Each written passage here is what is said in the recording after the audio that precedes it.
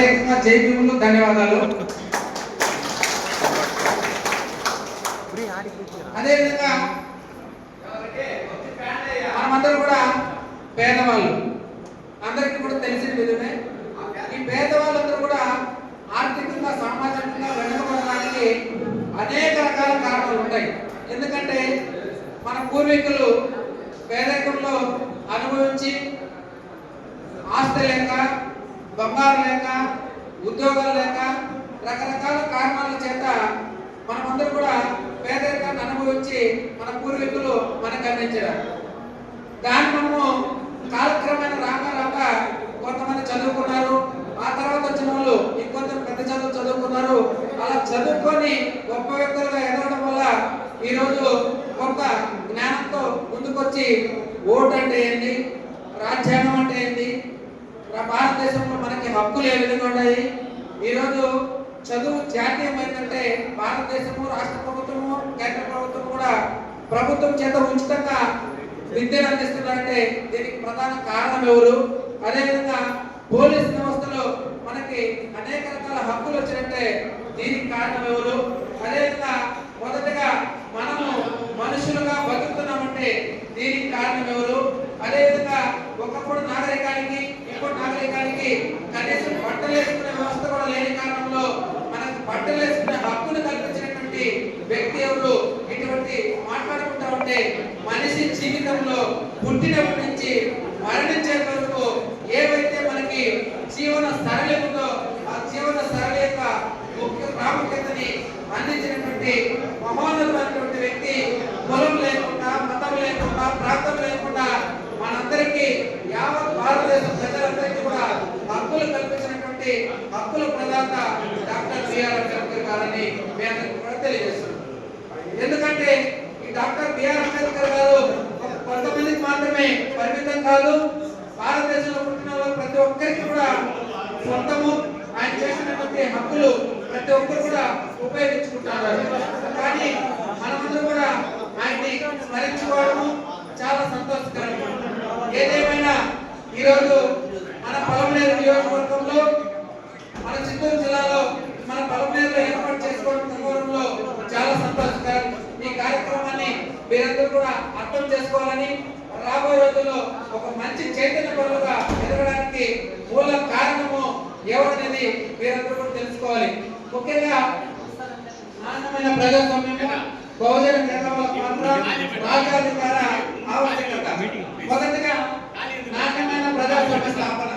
అంటే మనము ఈరోజు ప్రజాస్వామ్యంలో ప్రజల చేత ఎన్నుకోబడిన నాయకుల చేత పరిపాలించబడేదే ప్రజాస్వామ్యం. కావున ఈ ప్రజాస్వామ్యంలో చాలా మంది ఏం చేస్తే మనకి ప్రజల చేత ఎన్నుకోబడుతుందంటే ఓటు అనేది ప్రధాన ఆయుధం. అదందరూ కూడా విదితమే. కానీ ఆ ఓటుని సకాలంలో సద్వినియోగం చేసుకోవాలన్నదే సమావేశం ముఖ్య ఉద్దేశం. ఎందుకంటే కొంతమంది మాత్రమే పరిమితమయ్యి రాజ్యాధికారులు కొంతమంది సాధిస్తుంటారు. కానీ మన భారతదేశ ప్రజలందరికీ కూడా కులం అంతా భేదం ఏమీ లేకుండా ఈ ఓటుని ఆయుధము అందరికీ కల్పించారు. ఇది ఎందుకు కొంతమంది మాత్రమే చైతన్యం తీసుకున్నారు, కొంతమంది ఈ ఓటు పైన అవగాహన లేని కారణంగా నోటికి మంత్రి స్థానానికి అమ్ముడుపోయి ఎలక్షన్ రోజు మీరు రకరకాల కారణాల చేత ఓటు అనేది ఎవరైతే అడుగుతారో వాళ్ళకి వేసేసి మన హక్కులను మనమే కల రాసుకుంటాము.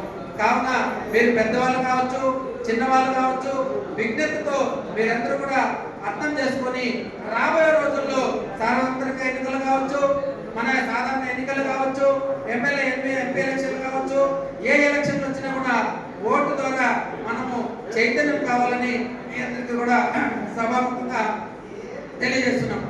ఓటు ఒక సందర్భంలో బాధపడుతూ ఒక చిన్న శ్లోకాన్ని అందించింది, అది మీకు అందించే ప్రయత్నం చేస్తాం.